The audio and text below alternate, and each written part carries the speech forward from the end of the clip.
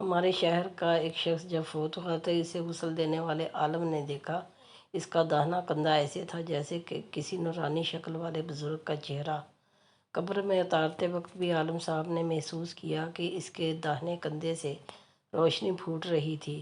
دفن کے بعد امام صاحب اس مردے کے گھر گئے اور گھر والوں کو ساری کیفیت بتا کر وجہ پوچھی تو ماں نے یہ واقعہ سنایا۔ میرا بیٹا جب کالج سے فارغ ہوا تو جلد ہی اس کی سے ایک اچھی جگہ نوکری مل گئی اور ہمیں اس کی شادی کی فکر ستانے لگی۔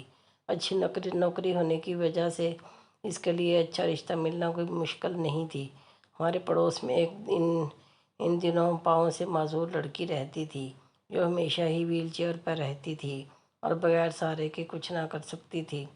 میرے بیٹے نے کہا مجھے اس لڑکی سے شادی کرنی ہے۔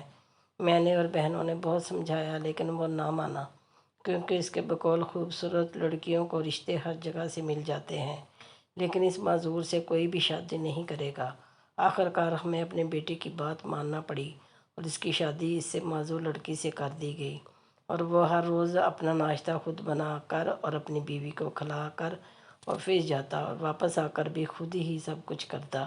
اپنی بیوی کو باتھ روم وغیرہ لے کر جانے کے لیے وہ اسے اپنے داہنے کندھے کا سہارا دیتا تھا اور وہ اس لیے اس کا داہنا کندھا چمک رہا تھا کیونکہ اس نے اپنی زندگی کا آسائش اپنی معذور بیوی کے نام کر دی تھی۔